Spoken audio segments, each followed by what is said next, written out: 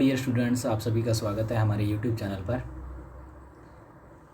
हमारी चल रही थी क्लास जिसमें हम आरबीएससी ने जो 2021 के लिए क्लास 12 का मॉडल पेपर इशू किया था, हम उसके ऊपर चर्चा कर रहे थे। उसके हमने डी पार्ट तक उसको सॉल्व कर लिया था। आज हम इसका ई पार्ट सॉल्व करेंगे। ई पार्ट में हमारे 3 क्वेश्चन आते हैं जो 6 नंबर के आते हैं। 3 में 3 ऑप्शन होते हैं, 3 में से किसी एक को आपने करना है। तो सबसे जो पहले हम देखते हैं कि ये क्वेश्चन किस तरह से आते हैं, किस टाइप के क्वेश्चन आते हैं। इसमें हमारे पास जो क्वेश्चन आए हुए हैं, जो मॉडल पेपर में दिए हैं, बहुत ही इंपॉर्टेंट क्वेश्चन जो वास्तव में 6 नंबर के आने के लायक हैं, वैसे क्वेश्चन इन्होंने दे रखे हैं। बहुत ही अच्छा सेक्शन बनाया हुआ है ये वाला। अब ये एक क्वेश्चन दे रखा है इन्होंने, हमारी जो फाइनाइट इंटीग्रल है 0 से लेके π/4 log e1 + 10x dx π/8 log e2।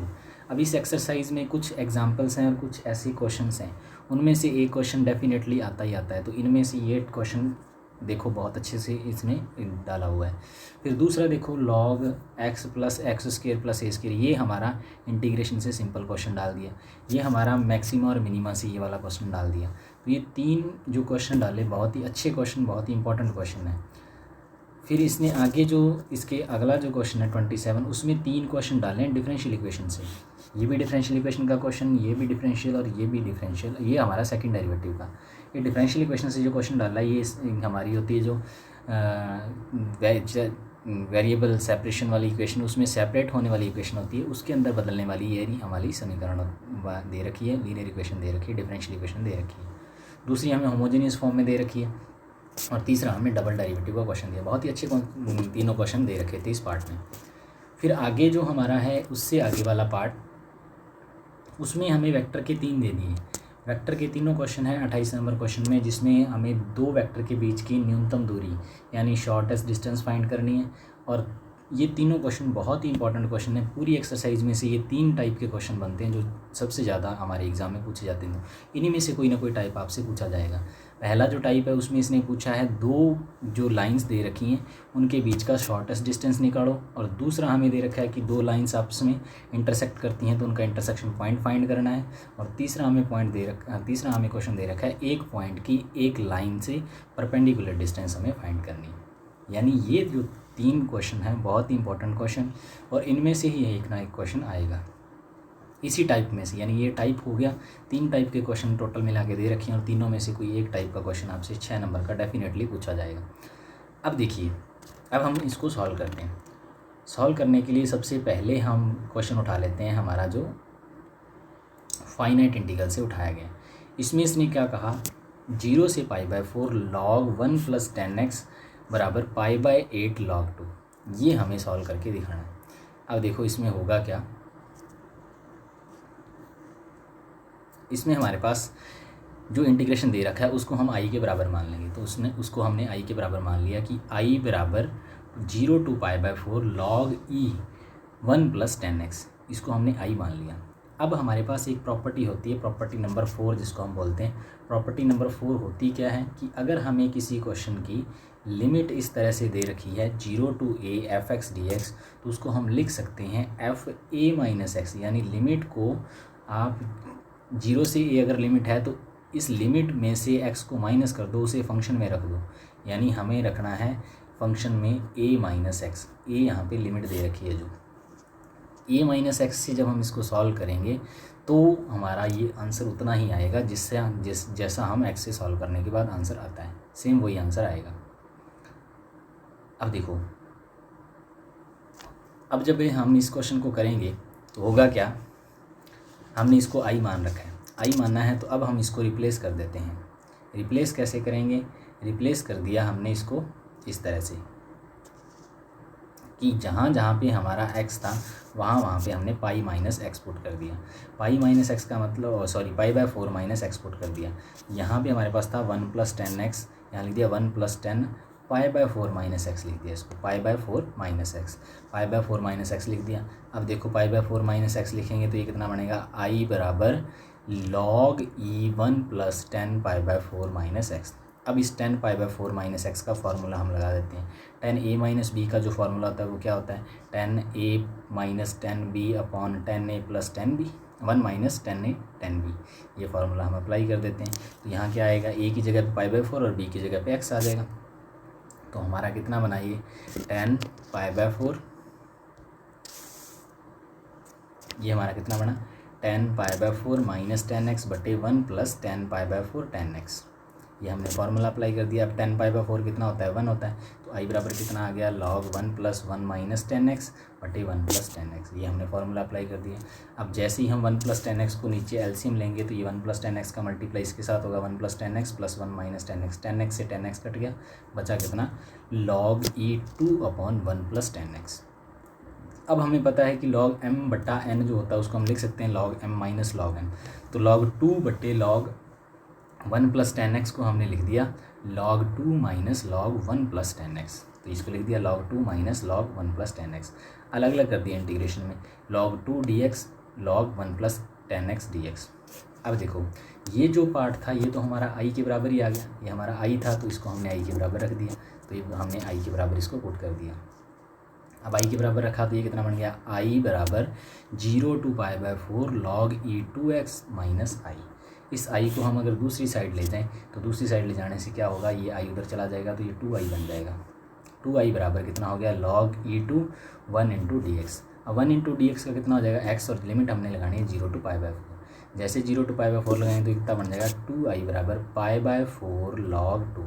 पाई/4 log 2 का मतलब i की वैल्यू हमारी कितनी आएगी पाई/8 log। यही हमने प्रूफ करना था। तो इस तरह से जितने भी, जैसे इसमें ज़्यादातर जो क्वेश्चन है उसमें ज़्यादातर फोर्थ प्रॉपर्टी का यूज़ होता है। फोर्थ प्रॉपर्टी से हम अलग अलग प्रॉपर्टीज़ बना सकते हैं। तो ये फोर्थ प्रॉपर्टी के यूज़ पर आधारित हमारा एक क्वेश्चन था। अब जो नेक्स्ट क्वेश्चन है हमारा वो हमें क्या दे रखा है, सिंपल इंटीग्रेशन से क्वेश्चन उठाया हुआ है। इस इंटीग्रेशन में क्या है, हमें निकालना है log x plus root of x square plus a square d x. इसका हमें इंटीग्रेशन निकालना है। तो इंटीग्रेशन निकालने के लिए हमें पता है इस फंक्शन का इंटीग्रेशन सीधा हमें पता नहीं है, तो हम क्या करते हैं इस फंक्शन के साथ 1 को गुणा कर देंगे। 1 into log x plus root x square plus a square d x. अब क्या करेंगे हम, log को तो मान लेंगे, जिसका इंटीग्रेशन हमें नहीं पता उसको फर्स्ट फंक्शन मान लेंगे और 1 को मान लेंगे सेकेंड फंक्शन। अब हमारे पास फार्मूला होता है कि फर्स्ट इंटू सेकेंड का जो हमें अगर इंटीग्रेशन करना है, फर्स्ट इंटू सेकेंड या u इंटू वी मेथड बोल देते हैं इसको। First into second into D x करते हैं तो क्या होता है, फर्स्ट को छोड़ते हैं सेकेंड का डेरिवेटिव माइनस सेकेंड का इंटीग्रेशन माइनस फर्स्ट का डेरिवेटिव इंटू सेकेंड का इंटीग्रेशन, और जो भी आंसर आएगा उस होल का हमें क्या करना है, इंटीग्रेशन करना है। ये हमने फार्मूला अप्लाई करना है। तो सबसे पहले फर्स्ट हमारा क्या है, log x plus root x square plus a square, उसको हमने छोड़ दिया, सेकंड का कर दिया integration minus d by d x of log x plus root x square plus a square, और साथ में हमने फर्स्ट का क्या कर दिया, इंटीग्रेशन कर दिया, और होल का हमें क्या कर दिया, इंटीग्रेशन। अब देखिए जो हमारा ये बनेगा log x plus root x square plus a square 1 का डी एक्स के विद रिस्पेक्ट टू किया तो x minus integration of d by d x log का करेंगे तो 1 upon x plus root of x square plus a square, और फिर x का करेंगे तो 1 plus 1 upon 2 root x square plus a square into 2x, और 1 का करेंगे तो x। अब होल का क्या करना है, डी एक्स करना है। अब जैसे ही हम इसको थोड़ा सा सॉल्व करेंगे तो सॉल्व करने के बाद होगा क्या, देखो हम नीचे वाले को ले लेते हैं एलसीएम। जैसे ही एलसीएम लिया तो बनेगा 2x square plus a square plus 2x। 2 सब में है तो 2 को काट दीजिए, 2 को हमने काट दिया तो हमारा बचा क्या, ये बच जाएगा x square plus a square का root plus 2x, x square plus a square का रूट प्लस 2x। तो 2 को आपने जैसे कॉमन ले काट दिया तो बनेगा x square plus a square plus x बटे x square plus a square. इससे ये कैंसिल आउट। अब ये दोनों आपस में बराबर है तो ये आपस में कैंसिल आउट, यानी हमारे पास बचा क्या, ओवरऑल हमारे पास बचा सिर्फ इतना, x log x plus root x square plus a square का root minus x upon root x square plus a square d x. अब नीचे वाले x square plus a square को टी मान लो, जैसे टी मानेंगे तो बनेगा 2x डी एक्स बराबर डी टी, तो एक्स डी एक्स बराबर डी टी बटे 2। अब डी टी बटे 2 का मतलब आई बराबर कितना हो गया हमारा, आई बराबर हो गया x log x plus root 1 x square plus a square minus d t बटे 2 रूट टी। तो हो गया x log x plus root of x square plus a square minus 1/2 t की पावर माइनस 1/2 डी टी। अब t की power minus 1/2 d t का हम integration कर देंगे, क्योंकि हमने इसको टी माना था, इसकी सारी वैल्यू पुट करेंगे तो टी की इंटीग्रेशन करेंगे तो टी की पावर -1/2 + 1 बटे -1/2 + 1 + c, ये हो जाएगा x पहला वैसे का वैसे ही चल रहा है हमारा, x log x plus √(x² + a² minus T की पावर -1/2 प्लस 1 करेंगे तो प्लस का 1/2 बचेगा, नीचे ही प्लस का 1/2 बचेगा, ये 1/2 नीचे वाले 1/2 से कट जाएगा, हमारा आंसर से इतना बच जाएगा टी की पावर 1/2 और टी की वैल्यू हमने x² + a² का रूट पुट कर दी, तो ये हमारा आंसर आ गया। अब देखो नेक्स्ट जो क्वेश्चन था वो मैक्सिमा और मिनिमा से लिया गया क्वेश्चन था, बहुत ही अच्छा क्वेश्चन था। y बराबर sine p theta cos q theta has maximum value at tan theta बराबर √p/q, यानी टेन थीटा की √p/q पर मैक्सिमम वैल्यू होती है, वो हमें चेक करना है। तो मैक्सिमा और मिनिमा को करने के लिए हमारे पास कॉन्सेप्ट क्या होता है कि अगर हमारे पास y = f(x) कोई फंक्शन है तो हम क्या करते हैं, पहले dy/dx निकालते हैं उस फंक्शन का और उसको 0 के बराबर रख के हम पॉइंट फाइंड कर लेते हैं। जो पॉइंट आते हैं वो हमारे पॉइंट कहलाते हैं क्रिटिकल पॉइंट, क्रांतिक बिंदु बोल देते हैं। उनको हम क्या करेंगे, उनकी वो जो पॉइंट होंगे उनको हम अलग से रख लेंगे। जितने भी पॉइंट आ रहे हैं वो एक पॉइंट भी हो सकता है, एक से ज़्यादा पॉइंट भी हो सकते हैं। अब उन पॉइंट को आने के बाद हमें क्या चेक करना है, हमें इसका दोबारा डेरिवेटिव करना है। अब उन पॉइंट के ऊपर अगर हमने जो दोबारा डेरिवेटिव किया वो पॉजिटिव हुआ तो वो पॉइंट ऑफ मिनिमा बन जाएगा, और अगर ये नेगेटिव हुआ तो ये पॉइंट ऑफ मैक्सिमा बन जाएगा, उल्टा होगा। यानी अगर d2y/dx² हमने निकाला और जो हमने यहाँ पे पॉइंट फाइंड किया था वो पॉइंट आपने बारी बारी से रखा, अगर आपने उस पॉइंट को चेक किया, अगर उस पॉइंट के ऊपर d2y/dx² की वैल्यू पॉजिटिव तो मिनिमा, नेगेटिव तो मैक्सिमा। और तीसरी कंडीशन ये भी हो सकती है कि d2y/dx² अगर बराबर जीरो हो गया तो हम अगला स्टेप करेंगे। अगले स्टेप में हम क्या करते हैं, इसका तीसरी बार डेरिवेटिव करते हैं। तीसरी बार डेरिवेटिव नॉन जीरो भी आ सकता है और जीरो भी आ सकता है। अगर नॉन जीरो आया तब ना इधर मैक्सिमा और नॉर मैक्सिमा, ना तो वहाँ मिनिमा होगा ना वहाँ मैक्सिमा होगा। और अगर जीरो आ गया, जीरो आने का मतलब हम आगे फिर चेक करेंगे, हम फोर्थ डेरिवेटिव निकालेंगे इसका। फोर्थ डेरिवेटिव पॉजिटिव तो point of minima, fourth derivative negative तो पॉइंट ऑफ मैक्सिमा। इसी तरह से हमारा फर्दर प्रोसेस चलता जाएगा। यानी हमें करना क्या है, हमें ये चेक करना है जब मैक्सिमा और मिनिमा निकालना है तो हमारे जितने भी ओड डेरिवेटिव है वो सारे जीरो होने चाहिए और इवन डेरिवेटिव होने चाहिए वो पॉजिटिव या नेगेटिव। अगर वो इवन डेरिवेटिव जीरो हो जाते हैं तब हमारा ना तो मैक्सिमा होगा और ना मिनिमा होगा। समझ आ गई? इस तरह से आपने कॉन्सेप्ट को समझना है। यानी है क्या ये ओवरऑल कि हमारे पास जैसे जैसे हम और डेरिवेटिव निकालेंगे और डेरिवेटिव को जीरो के बराबर रखते जाना है। अगर और डेरिवेटिव नॉन जीरो आ जाता है तो ना तो मैक्सिमा ना मिनिमा, और इवन डेरिवेटिव या तो पॉजिटिव आना चाहिए या नेगेटिव आना चाहिए। अगर इवन डेरिवेटिव जीरो आ गया तो हम आगे प्रोसेस करते हैं, ये हमें ध्यान रखना है। तो अब हम इस क्वेश्चन को देखते हैं। हमें मैक्सिमा फाइंड करना था, फंक्शन दे रखा है हमें कौन सा, y = sin p theta cos q theta, यानी y हमें फंक्शन दे रखा है फंक्शन ऑफ थीटा। अब y अगर फंक्शन ऑफ थीटा है तो y फंक्शन ऑफ थीटा था तो y का डेरिवेटिव हम थीटा के विद रिस्पेक्ट टू निकाल सकते हैं, तो इसका हमने थीटा के विद रिस्पेक्ट टू डेरिवेटिव कर दिया। अब थीटा के विद रिस्पेक्ट टू डेरिवेटिव करने का मतलब यहाँ u/v मेथड लगेगा। u फंक्शन है हमारा साइन p थीटा और v फंक्शन है हमारा कोस क्यू थीटा। यानी हमें क्या दे रखा है, साइन p थीटा, ये इसको हमने u मान लिया और कोस क्यू थीटा को हमने v मान लिया। अब u/v वाला मेथड लगाएंगे। u/v में क्या होता है, u को छोड़ देते हैं, v का डेरिवेटिव करते हैं। v का डेरिवेटिव करेंगे तो कितना आएगा, कोस क्यू थीटा का करेंगे तो पहले पावर का होगा q कोस क्यू -1 थीटा, फिर कोस का करेंगे तो माइनस साइन थीटा, फिर प्लस, फिर हम कोस क्यू थीटा को छोड़ देंगे, साइन थीटा करेंगे तो पहले पावर का होगा p साइन p -1 थीटा और साइन थीटा का क्या हो जाएगा, कोस थीटा। ये हमारा डेरिवेटिव है। अब हम क्या करेंगे, इसको जीरो के बराबर पुट कर देंगे। इसको जीरो के बराबर पुट कर देंगे तो ये minus sine p +1 theta q cos q -1 theta plus cos q +1 theta p sine p -1 theta बराबर जीरो। यानी dy/dx को जीरो करके हम थीटा की वैल्यू निकालेंगे। तो ये कितना बन गया, sine p +1 theta into q cos q -1 theta बराबर cos q +1 theta p sine p -1 theta. Sine theta cos theta को सबको एक जगह ले जाओ, लेके गए तो कितना बन गया, साइन p थीटा के बटा में sine p theta into cos q -1 theta के बटा में आएगा sine p -1 theta into cos q theta.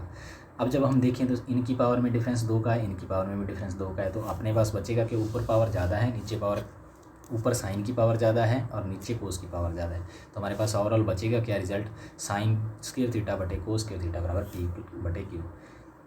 और साइन थीटा बटे कोस थीटा का स्क्वायर होता तो क्या बनता है, tan स्क्वायर थीटा।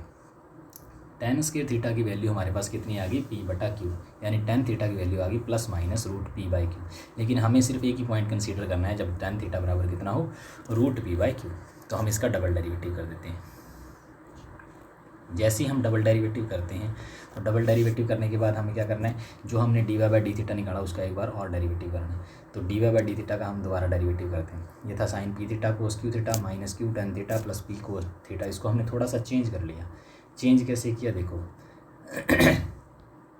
अगर यहाँ से हम साइन पी थीटा और यहाँ से हम कोस क्यू थीटा को कॉमन ले लें तो अंदर क्या बचेगा, cos q minus one theta minus sine theta, और अंदर बचेगा sine p minus one theta into cos theta.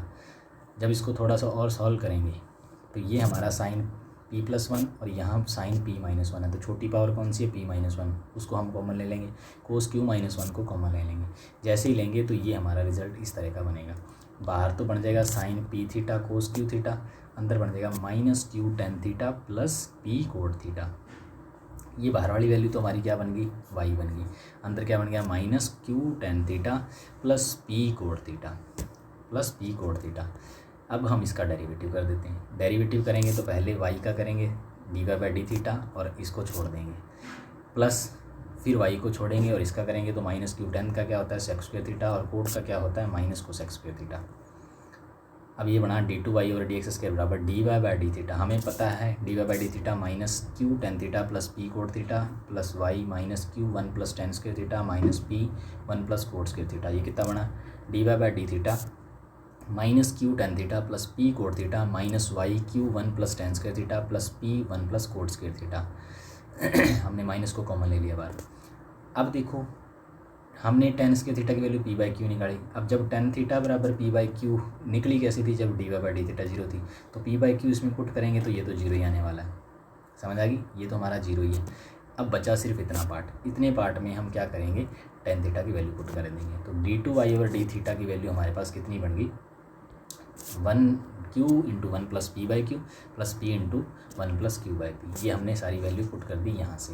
यहाँ हमें टेन स्क्वायर की जगह क्या पुट करना है, क्योंकि हमें टेन स्क्वायर बराबर पी बटा क्यू है, तो कोड स्क्वायर उसका उल्टा हो जाएगा क्यू बटा पी। ये हम पुट कर देंगे तो हमारे पास कितना बनेगा, d two y over d theta two बराबर minus y q one plus p बटा q plus p one plus q बटा पी। जब हम इसको सॉल्व करेंगे तो सॉल्व करने से क्या होगा, नीचे क्यू का एलसीएम लेंगे तो क्यू से क्यू कट जाएगा, पी का एलसीएम लेंगे तो पी से पी कट जाएगा। ये बनेगा p plus q plus p plus q, यानी two into p plus q बन गया। ये हमारा बना। अब देखो डी टू वाई और डी थीटा की अगर जांच करें हम, देखी जाए कि टेन थीटा बराबर रूट पी बाई क्यू रखना है। टेन थीटा बराबर रूट पी बाई क्यू रखने से ये हमारी वैल्यू क्या बनेगी, नेगेटिव ही बनेगी, क्योंकि टेन थीटा पॉजिटिव होगा। टेन थीटा पॉजिटिव कब होगा, ये देखो टेन थीटा बराबर होता है साइन थीटा बट्टे कोस थीटा, साइन थीटा बट्टे कोस थीटा। और साइन थीटा बट्टे कोस थीटा का मतलब जहाँ जहाँ पे साइन और कोस दोनों पॉजिटिव होंगे या दोनों नेगेटिव होंगे। साइन और कोस दोनों पॉजिटिव किस में होते हैं, पहले क्वाड्रेंट में, पहले क्वाड्रेंट में। तो यहाँ सिर्फ हमारा आंसर आएगा वो पहले क्वाड्रेंट में आएगा। तो पहले क्वाड्रेंट में आएगा तो टेन थीटा की वैल्यू हमारी पूरी, यहाँ sine theta positive cos theta positive और टेन थीटा पॉजिटिव। इसका मतलब ये ओवरऑल वैल्यू तो पॉजिटिव रहेगी, लेकिन बाहर इसकी क्या लगा हुआ है, नेगेटिव। इस वजह से ये ओवरऑल हमारा रिजल्ट आएगा वो नेगेटिव आएगा। तो हमारा डबल डेरिवेटिव क्या आ गया, लेस देन जीरो आ गया।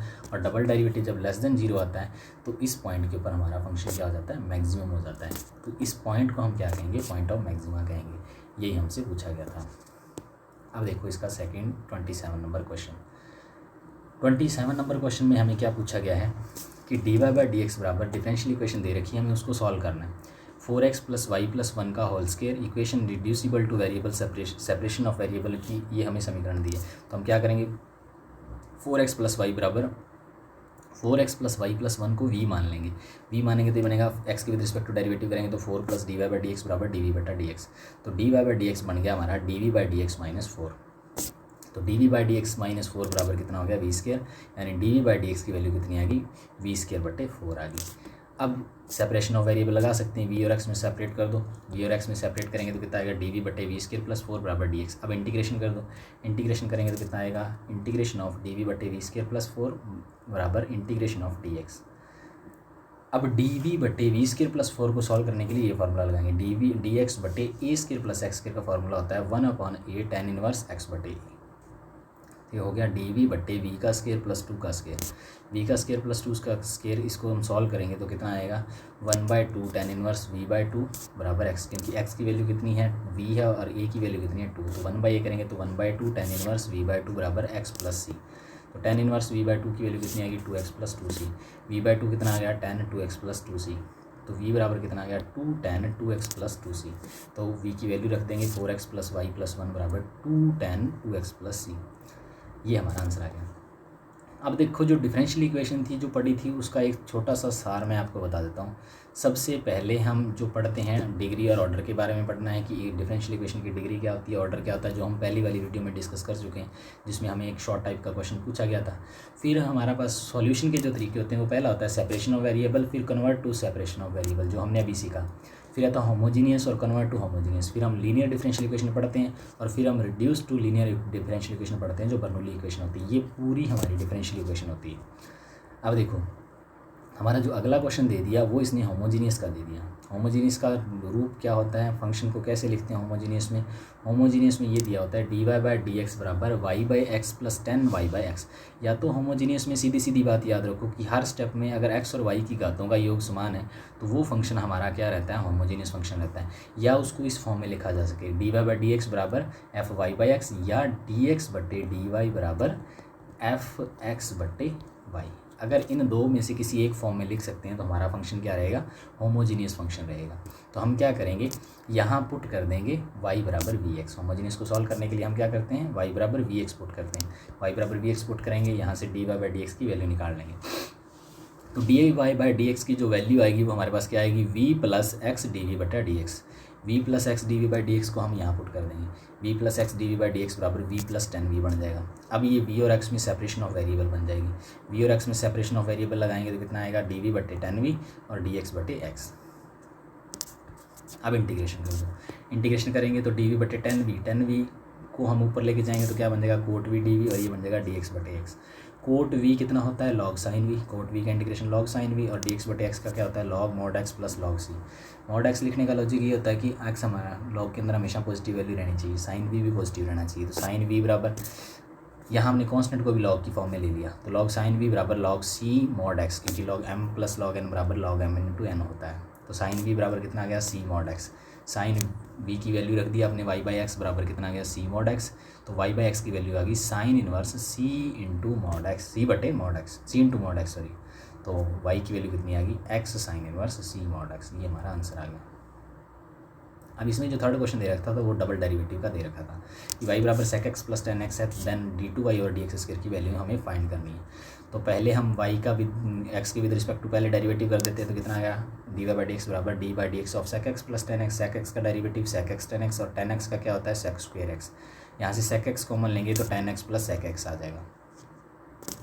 तो dy/dx की वैल्यू कितनी आ गई, हमने इसको y मान दिया वापस तो ये बन गया y इंटू sec x। दोबारा डेरिवेटिव करते हैं, जब हम दोबारा डेरिवेटिव करेंगे तो हमारा कितना बनेगा dy/dx बराबर dy/dx of y sec x। y sec x का करेंगे कितना आएगा dy/dx into sec x plus y sec x 10x। sec x का कितना आ जाएगा sec x 10x। ये बन गया y sec x, dy/dx की वैल्यू थी y sec x वो हमने यहाँ रख दी, y sec x into sec x plus y sec x 10x। y को आपने कॉमन ले लिया sec स्क्वायर बन गया, ये बन गया प्लस sec x 10x। इसमें से फिर sec को कॉमन ले लिया तो बन गया sec x प्लस 10x, यानी इसको हम लिख सकते हैं y square sec x, y square sec x। अब y स्क्वायर की वैल्यू रखेंगे तो कितना है, y की वैल्यू है हमारे पास sec x प्लस 10x, इसका whole square into sec x। अब sec को लिख दो क्योंकि हमें रिजल्ट कोस और साइन में प्रूफ करना है तो इसको कोस और साइन में कन्वर्ट कर देते हैं। तो sec x को लिख दिया 1/cos x और 10x को लिख दिया sin x बटे cos x into sec x को फिर लिख दिया 1/cos x। ये बन गया 1 प्लस साइन एक्स बटे cos x का whole square into 1/cos x। अब ये जो हमारा बना कितना बन गया d2y और dx स्क्वायर बराबर 1 प्लस साइन एक्स का होल स्क्वायर बटे cos स्क्वायर x बटे 1/sin x 1/cos x। अब 1 प्लस साइन एक्स का होल स्क्वायर है, नीचे हमारे पास cos स्क्वायर है, cos स्क्वायर को हम लिख सकते हैं 1 माइनस साइन स्क्वायर x और ये बन गया 1/cos x। 1 minus sine square x को लिख सकते हैं 1 plus sine x 1 minus sine x into 1/cos x। ये बन गया 1 प्लस साइन एक्स बटे 1 माइनस 1 प्लस साइन एक्स से 1 प्लस साइन एक्स कट गया, ये बना 1 प्लस साइन एक्स बटे 1 माइनस साइन एक्स इसको हमने 1 माइनस साइन एक्स और 1 माइनस साइन एक्स से मल्टीप्लाई और डिवाइड कर दिया, साथ में कोस एक्स पड़ा है, क्योंकि हमें उत्तर इस तरह से प्रूफ करना था। क्योंकि आंसर में हमें क्या चाहिए, नीचे 1 माइनस साइन एक्स का होल स्क्वायर, नीचे एक ही था तो एक से और मल्टीप्लाई कर दिया, ऊपर तो बन गया 1 माइनस साइन स्क्वायर एक्स और नीचे बन गया 1 माइनस साइन एक्स का whole square into 1 by cos x. अब 1 माइनस साइन एक्स तो हमें चाहिए, 1 minus sine x square x क्या होता है, कोस स्क्वायर एक्स, यहाँ कोस स्क्वायर एक्स आएगा जो एक बार इससे कट जाएगा, तो बचेगा कितना, कोस एक्स बटे 1 माइनस साइन एक्स का होल स्क्वायर, ये हमारा आंसर आ जाएगा। अब देखो 28 नंबर क्वेश्चन 28 नंबर क्वेश्चन में हमें क्या दे रखा है कि आर वेक्टर बराबर आई कैप प्लस 2 जे कैप प्लस लैम्डा आई कैप माइनस जे कैप प्लस के कैप, और आर वेक्टर बराबर 2 आई कैप माइनस जे कैप माइनस के कैप प्लस म्यू 2 आई कैप प्लस जे कैप प्लस 2 के कैप। ये हमें दे रखा है, इसमें दो रेखाओं के बीच की हमें न्यूनतम दूरी यानी शॉर्टेस्ट डिस्टेंस निकालनी। तो शॉर्टेस्ट डिस्टेंस निकालने के लिए हमारे पास अगर दो लाइन इस तरह से दी हैं, आर वेक्टर बराबर A1 vector plus lambda B1 vector, r vector बराबर A2 vector plus lambda B2 vector, तो शॉर्टेस्ट डिस्टेंस का फार्मूला क्या होता है, A2 minus A1 dot B1 cross B2 बटे B1 क्रॉस B2 का मॉड। ये हमें चीज़ें चाहिए। तो सबसे पहले हम A1 की वैल्यू निकालते हैं। तो A1 हमें दे रखा है आई कैप प्लस 2 जे कैप प्लस के कैप, B1 हमें दे रखा है आई कैप माइनस जे कैप प्लस के कैप। हम इन रेखाओं की तुलना कर देंगे इसके साथ, तो यहाँ से A1 की वैल्यू कितनी आ जाएगी ये, और B1 की वैल्यू कितनी आ जाएगी आई कैप माइनस जे कैप प्लस के कैप। इसी तरह से A2 की वैल्यू कितनी आ जाएगी 2 आई कैप माइनस जे कैप माइनस के कैप, और B2 की वैल्यू 2 आई कैप प्लस जे कैप प्लस 2 के कैप आ जाएगी। अब जब हम इसके ऊपर लगाएंगे हमारा शॉर्टेस्ट डिस्टेंस का फार्मूला, तो हमें क्या क्या चाहिए, हमें चाहिए B1 क्रॉस B2, तो B1 क्रॉस B2 हम निकाल लेते हैं। तो B1 क्रॉस B2 हमारा इस तरह से निकालेंगे, आई कैप जे कैप के कैप, B1 की वैल्यू रख देंगे और B2 की वैल्यू रख देंगे, तो हमारा ये बन जाएगा 3 आई कैप माइनस 3 के कैप। जब हम इसका मॉड निकालेंगे तो मॉड कितना आएगा, -3 का स्क्वायर प्लस 0 का स्क्वायर प्लस 3 का स्क्वायर, कितना आ गया 9 और 9 18, यानी 3√2 हमारा B1 क्रॉस B2 का मॉड आ गया। अब हमें क्या चाहिए, A2 माइनस A1 चाहिए, तो A2 माइनस A1 निकाल लेते हैं। तो A2 माइनस A1 निकालेंगे तो कितना आएगा, आई कैप माइनस 3 जे कैप माइनस 2 के कैप। अब हमें इन दोनों का डॉट प्रोडक्ट चाहिए, डॉट प्रोडक्ट करेंगे तो माइनस का 9 हमारा आ जाएगा आंसर। अब देखो, अब हमें फार्मूले में रखनी है इसकी वैल्यू। फार्मूले में हमारा आंसर कितना आएगा, A2 minus A1 dot B1 cross B2, इसकी वैल्यू हमने -9 निकाल ली, इसकी वैल्यू 3√2 हमने निकाली है, तो हमारा आंसर आ गया 3/√2। मॉड लगाएंगे तो माइनस हट जाएगा 3/√2, लेकिन हमें इस तरह से उत्तर को और अच्छे से लिखने के लिए हम √2 से मल्टीप्लाई और डिवाइड कर देते हैं। तो नीचे तो पूरा 2 बन जाएगा, ऊपर एक √2 एक्स्ट्रा आ जाएगा, समझ आएगी। इसको आपने √2 से मल्टीप्लाई और √2 से डिवाइड कर दिया, डिवाइड करेंगे तो हमारा ये वाला आंसर बन जाएगा।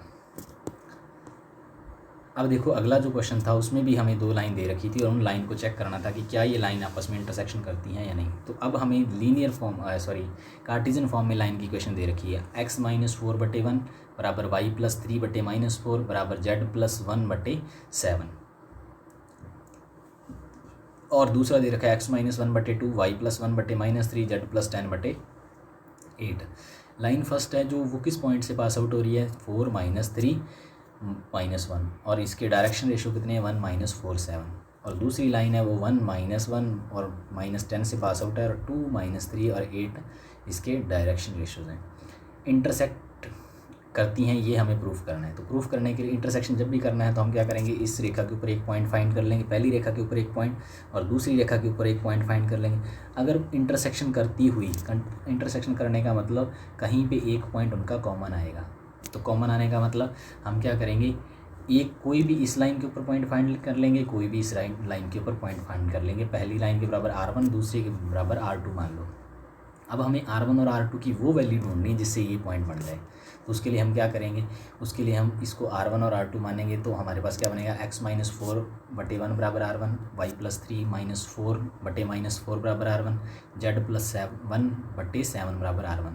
तो x माइनस 4 की वैल्यू R1, y प्लस 3 की वैल्यू -4 R1, z प्लस 1 की वैल्यू 7 R1। तो x की वैल्यू R1 प्लस 4, y की वैल्यू -4 R1 -7 और z की वैल्यू 7 R1 -1। यानी हमारे पास x y z जो पॉइंट बना, हम ये किस हमारी फर्स्ट लाइन के ऊपर कोई भी पॉइंट है। दूसरा हमने सेकंड लाइन के ऊपर नहीं माना, तो उसको हमने R2 के बराबर मान लिया। R2 के बराबर माना तो x माइनस 1/2 बराबर R2, y प्लस 1/-3 बराबर R2, z प्लस 10/8 बराबर R2। तो x माइनस 1 बराबर 2 R2, y प्लस 1 बराबर -3 R2, z प्लस 10 बराबर 8 R2। तो x बराबर 2 R2 प्लस 1 और y बराबर -3r2 - 1 और z बराबर 8r2 - 10। तो ये हमारा सेकंड लाइन के ऊपर कोई भी पॉइंट आ गया। अब अगर इंटरसेक्ट करते हुए तो दोनों पॉइंट के कोऑर्डिनेट सेम हो जाएंगे, तो x बराबर y कर दिया आपने, x बराबर y कर दिया, दोनों पॉइंट्स को बराबर रख दिया। अब दो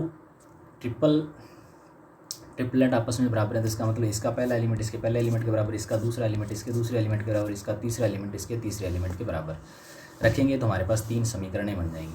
ये बन जाएगी r1 - 2r2 + 3, 4r1 - 3r2 + 2, 7r1 - 8r2 + 9 बराबर 0। अब तीनों में से कोई भी दो उठा लो, उन दोनों को सॉल्व करके r1 और r2 की वैल्यू निकालो। ये जो r1 और r2 की वैल्यू निकाली, इसको आप बची हुई तीसरी इक्वेशन में रख दो।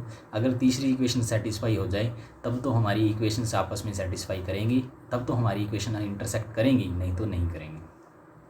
समझ गए? तो हमने पहली दो इक्वेशन थी उनको सॉल्व करके r1 और r2 की वैल्यू निकाली। तो पहली दो इक्वेशन क्या थी? r1 - 2r2 + 3, दूसरी थी 4r1 - 3r2 + 2। हमने पहली इक्वेशन को 4 से गुणा कर दिया, 4 से गुणा करके घटा दिया, तो 4r1 से 4r1 कट गया, r2 की वैल्यू 2 आ गई। ये r2 की वैल्यू पहली समीकरण में रखी तो r1 की वैल्यू हमारी 1 आ जाएगी। अब r2 और r1 की ये वैल्यू आ गई, इनको हम तीसरी इक्वेशन में रख के देखेंगे। तीसरी इक्वेशन अगर सेटिस्फाई हो रही है तो तीसरी इक्वेशन में रखा तो ये सेटिस्फाई हो रही है, इसका मतलब क्या हो गया कि लाइन आपस में इंटरसेक्शन करती है। अगर इंटरसेक्शन करती है तो उनका इंटरसेक्शन पॉइंट चाहो तो आप इससे निकाल लो, चाहो तो आप इससे निकाल लो, क्योंकि r1 और r2 दोनों की वैल्यू आपके पास है। r1 इसमें रखोगे तो ये हमारे पास ये पॉइंट आएगा, r2 यहाँ रखोगे तो ये पॉइंट, यानी दोनों पॉइंट एक ही पॉइंट के कोऑर्डिनेट आ गए। तो इसका मतलब हमारी लाइन क्या इंटरसेक्शन करती है, और इंटरसेक्शन पॉइंट के कोऑर्डिनेट कितने हैं? 5 - 7 और 6 है। ये हमारा था दूसरा क्वेश्चन। इसी में तीसरा क्वेश्चन दे दिया, find the length of the perpendicular drawn from A point 1, 2, 3 से एक लाइन के ऊपर आपने एक परपेंडिकुलर ड्रॉ कर दिया और उस आपने परपेंडिकुलर की डिस्टेंस फाइंड करनी है। इसके लिए हम क्या करेंगे कि ये जो हमें दे रखा है पॉइंट, ये पॉइंट है, इससे आपने पॉइंट से एक परपेंडिकुलर डाला इस लाइन के ऊपर। ये लाइन इसकी इक्वेशन दे रखी है x - 6 बराबर 3 बराबर y - 7/2 z - 7/2। तो ये जो आपने परपेंडिकुलर डाला, इसका जो फुट होगा, इसका जो पैर, ये जो होगा वो इस लाइन को किसी क्यू बिंदु पे काटता है। तो हम क्या करते हैं, हम इस लाइन के बराबर एक लैम्डा लिख देंगे। लैम्डा लिख के हम क्या करेंगे, इस लाइन के ऊपर कोई भी एक पॉइंट निकाल लेंगे। तो हमने वो पॉइंट निकाल लिया, x - 6/3 बराबर लैम्डा, y - 7/2 बराबर लैम्डा, z - 7/-2 बराबर लैम्डा। तो x - 6 बराबर 3 लैम्डा, y बराबर 2 लैम्डा प्लस 7, z बराबर -2 लैम्डा प्लस 7। ये हमारा इस लाइन के ऊपर कोई भी पॉइंट आ गया, जो नीचे वाली लाइन है इसके ऊपर कोई भी पॉइंट आ गया। अब हमें इस पॉइंट को क्यू बनाना है। तो क्यू बनाने के लिए क्या करते हैं हम, अगर इस पॉइंट को क्यू मान लें तो क्यू और इस P को मिलाने वाली रेखा की डायरेक्शन रेशो निकाल सकते हैं, क्योंकि इसके कोऑर्डिनेट कितने दे रखे हैं 1, 2, 3। इस पॉइंट को अगर क्यू मान लें, अगर क्यू माने तो हमारे पास PQ के डायरेक्शन रेशो कितने आ जाएंगे, x2 - x1, x2 कितना है 3 लैम्डा प्लस 6 और x1 कितना है 1, y2 - y1 2 lambda plus 7 - 2, z2 - z1 -2 lambda plus 7 - 3। तो हमारी ये डायरेक्शन रेशो आ गए P के 3 lambda plus P5 2 lambda plus 5 -2 lambda plus 4। अब हमें पता है कि ये जो PQ लाइन है वो L1 के परपेंडिकुलर है। अगर ये परपेंडिकुलर हुई तो इसका मतलब क्या हुआ, इसकी डायरेक्शन रेशो और इसकी डायरेक्शन रेशो में क्या संबंध होता है, ये हमने देखा है। अगर PQ कोई लाइन है जो L1 के ऊपर परपेंडिकुलर है, अगर PQ के डायरेक्शन रेशो को A1 B1 C1 मान लें, L1 के डायरेक्शन रेशो को A2 B2 C2 मान लें, अगर दोनों लंबवत हुए परपेंडिकुलर हुए तो A1 A2 plus B1 B2 plus C1 C2 बराबर 0 हो जाएगा। अब 0 होने का मतलब क्या हो गया, अब हम जो हमने डायरेक्शन रेशो निकाल रखे हैं उनको हमने इस इक्वेशन में पुट कर देना है, A1 A2 plus B1 B2 plus C1 C2। A1 A2 तो हमारे लाइन के डायरेक्शन रेशो 3 2 -2 थे, और हमने जो निकाले PQ के वो कितने हैं 3 लैम्डा प्लस 5 2 लैम्डा प्लस 5 और 2 -2 लैम्डा प्लस 4। यहाँ से इसको सॉल्व करके हम लैम्डा की वैल्यू निकाल लेंगे, लैम्डा की वैल्यू -1 आ जाएगी। हम लैम्डा की वैल्यू -1 जब हम रखेंगे अपनी इक्वेशन में तो ये बनेगा 3 लैम्डा प्लस 6 2 लैम्डा प्लस 7, ये क्यू के कोऑर्डिनेट थे, इसमें लैम्डा बराबर -1 रखेंगे तो ये हमारा पॉइंट आ जाएगा 3 5 और 9। अब P के कोऑर्डिनेट भी आ गए, Q के कोऑर्डिनेट भी आ गए। P के कोऑर्डिनेट थे हमारे कितने 1, 2, 3, और Q के कोऑर्डिनेट हमने जो निकाले ये था 1, 2 और 3, और ये कोऑर्डिनेट हमने निकाले 3 5 और 9। हमें ये लेंथ निकालनी है तो x2 - x1 का होल स्क्वायर, y2 - y1 का होल स्क्वायर और z2 - z1 का होल स्क्वायर, 3 - 1 का होल स्क्वायर, 5 - 2 का होल स्क्वायर और 9 - 3 का होल स्क्वायर। तो ये हमारा बनेगा ओवरऑल √49, यानी PQ की वैल्यू कितनी आ गई 7 यूनिट, यानी PQ जो लंबाई आई वो कितनी आ गई 7 यूनिट आ गई। अब देखो ये तो था हमारा पेपर ओवरऑल। अब इस पेपर के पैटर्न से हमें पता लगेगा कि हमें किस तरह से पढ़ना है और क्या क्या चीज़ें पढ़नी है और क्या क्या चीज़ें छोड़नी है, कौन सा क्वेश्चन हमें कौन से सेक्शन में मिल सकता है। तो ये जो पूरा एनालिसिस है वो मैं अगली वीडियो में आपको बताऊंगा, जो छोटी सी वीडियो बनाऊंगा, कोई 5-7-10 मिनट की होगी, जिसमें आपको पूरा एनालिसिस करवा दिया जाएगा पेपर का कि आपको कहाँ से क्वेश्चन, कौन से नंबर पर कौन सा क्वेश्चन आपको मिलेगा। वहाँ से आपको पूरा पेपर वहाँ आपको उसी पैटर्न के ऊपर मिलेगा। तो इस पेपर का पूरा एनालिसिस मैं अगली वीडियो में अपलोड करूँगा। तब तक के लिए आप अपना शेड्यूल बनाए रखें, अच्छे से पढ़ाई करें। हम आपके अच्छे भविष्य की कामना करते हैं। अब एक छोटा सा एक थॉट था जो मुझे बहुत अच्छा लगा, डॉक्टर APJ अब्दुल कलाम का। उन्होंने क्या कहा था, उनका एक स्टेटमेंट था कि जहाँ तक रास्ता दिख रहा है वहाँ तक चलिए, आगे का रास्ता वहाँ पहुँचने के बाद दिखने लगेगा। यानी कहने का मतलब ये है कि कई बार ऐसा होता है कि हम किसी काम को करते हैं, बीच में कोई प्रॉब्लम आई तो हम उस प्रॉब्लम को छोड़ देते हैं वहीं पे, लेकिन हमें उन प्रॉब्लम को वैसे नहीं छोड़ना। हम क्या करेंगे, उस प्रॉब्लम को सॉल्व करने की जितनी हर संभव कोशिश है वो करते जाएंगे। वो करने के बाद हम आगे बढ़ेंगे तो आगे वाला रास्ता हमें अपने आप दिखाई देगा, हमारी जो प्रॉब्लम्स है वो अपने आप सॉल्व होती जाएंगी। तो इस तरह से आपने आगे बढ़ते जाना है, अच्छे काम करते जाना है, अच्छे से आप पढ़ाई करते जाओ, बहुत अच्छा फल आपको मिलेगा। अब नेक्स्ट वीडियो में पेपर का एनालिसिस करवाऊँगा, तब तक के लिए आप इस वीडियो को देखो। Thank you and all the very very best.